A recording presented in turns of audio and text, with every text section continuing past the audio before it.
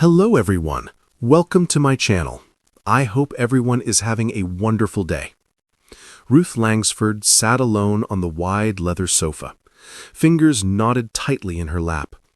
The cameras were off for now, the crew waiting in silent patience just beyond the shadows. Her reflection in the darkened teleprompter looked unfamiliar, eyes softer, rimmed with a sadness she had tried for weeks to hide. Today, she had chosen not to hide anymore. The producer approached gently. "Ruth, you're sure you want to do this?" She nodded. "I've carried the silence long enough." When the red light clicked on, the room seemed to inhale. Ruth exhaled. "Good morning," she began, her voice calm but trembling at the edges. "Today's show is going to be a little different." She paused, gathering strength. "For the last few months, many of you have been asking questions, and I haven't answered. Not because I didn't want to, but because I didn't yet know how." A tear slipped free, but she didn't wipe it away. "The truth is, yes, the split is real." Behind the scenes, someone gasped softly. Ruth continued. "When you share so much of your life with the public, you learn to smile through storms. You learn to keep moving, keep laughing, even when your heart is breaking quietly. And I did that for a long time." I pressed a hand to my chest, as though steadying something fragile inside. "We didn't fall apart all at once. It was little things. Missing conversations, empty evenings, the growing quiet.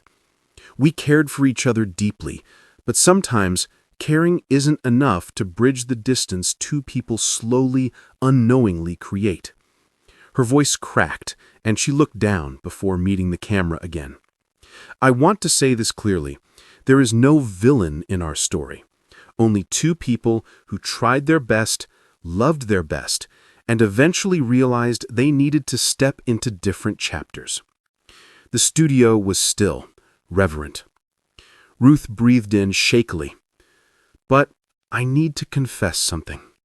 Something I've held inside because I thought it made me weak." She hesitated. "I wasn't ready to let go." The words hung in the air like cracked glass.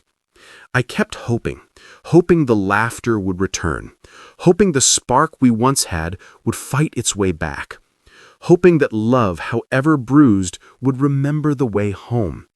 She blinked hard, swallowing the emotion rising up. But sometimes, holding on becomes another way of hurting yourself.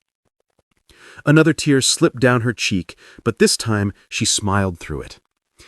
"And now I'm learning to rebuild, slowly, gently.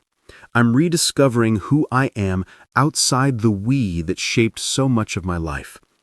Her hands relaxed for the first time. "I'm sharing this today for anyone who's sitting in their own silence, pretending they're okay when their heart feels anything but. You're not alone. It's okay to grieve the ending of something beautiful. It's okay to say, 'I'm hurting,' and still be strong." She leaned forward, her voice soft but resolute. "And it's okay to love someone and still walk away." The red light blinked off. The room exhaled with her. Crew members approached quietly, offering tissues, gentle hands on her shoulders, the kind of support that needed no words. Ruth rose from the sofa, feeling lighter, not because the pain had vanished, but because she had finally stopped carrying it alone. Outside, beyond the studio doors, the world waited. But for the first time in a long time, she felt ready to step back into it, ready to begin again.